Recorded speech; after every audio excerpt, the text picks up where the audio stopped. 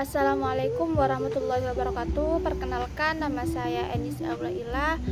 Pada kesempatan kali ini saya akan sedikit menyampaikan atau memaparkan materi tentang organisasi kurikulum. Nah, yang terdiri dari pengertian faktor-faktor yang perlu dipertimbangkan dan jenis-jenis organisasi kurikulum. Nah, yang pertama, pengertian organisasi kurikulum. Nah, organisasi kurikulum di sini adalah cara menyusun, mengatur dan mengelompokkan isi pembelajaran atau pelajaran agar proses pembelajaran itu menjadi terarah, sistematis, dan mudah dipahami oleh peserta didik. Dengan organisasi kurikulum, materi pelajaran itu memiliki struktur yang jelas sehingga tujuan pendidikan itu akan dapat dicapai dengan lebih efektif.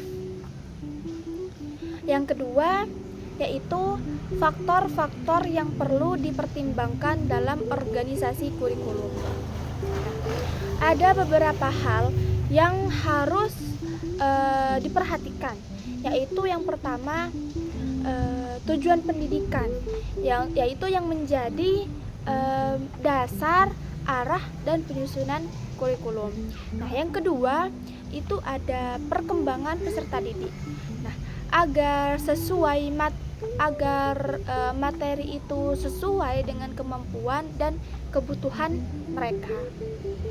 Nah, yang ketiga itu ada relevansi materi dengan kehidupan nyata dan perkembangan zaman. Nah, yang keempat itu ada kontinuitas atau kelanjutan materi dari yang mudah ke yang sulit.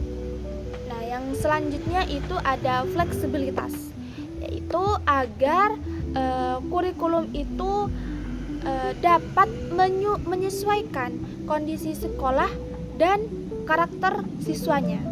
Nah, dan yang terakhir itu ada efisiensi dan efektivitas, yaitu agar pembelajaran itu berjalan optimal.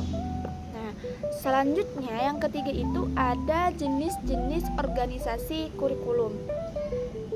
Nah, jenis organisasi kurikulum yang pertama itu adalah separated subject kurikulum, yaitu kurikulum yang memisahkan mata pelajaran secara berdiri sendiri.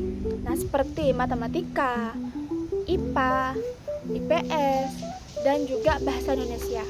Nah, kelebihannya, materi ini dapat dipelajari secara mendalam. Namun kelemahannya itu antara mata pelajarannya itu sering tidak saling berkaitan seperti itu. Nah, jenis kurikulum organisasi kurikulum yang kedua itu adalah correlated kurikulum, yaitu kurikulum yang menyambungkan beberapa mata pelajaran meskipun tetap diajarkan secara terpisah. Misalnya materi IPS dikaitkan dengan sejarah atau geografi. Nah, model ini membuat pembelajaran itu lebih bermakna karena siswa itu memahami hubungan antara konsep. Jenis organisasi kurikulum yang ketiga itu adalah integrated kurikulum, yaitu kurikulum yang memadukan beberapa mata pelajaran ke dalam satu tema atau topik tertentu. Contohnya tema lingkungan. Nah, itu memadukan antara IPA, IPS, dan bahasa Indonesia, dan juga seni budaya.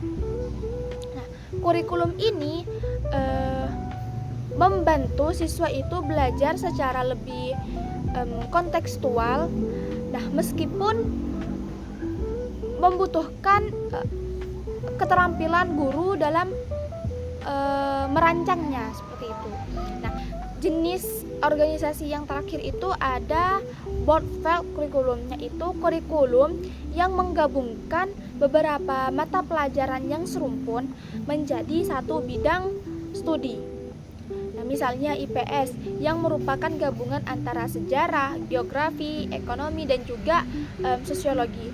Nah, kelebihannya itu adalah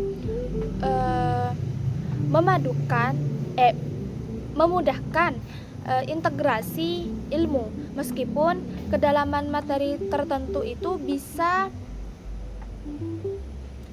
berkurang seperti itu.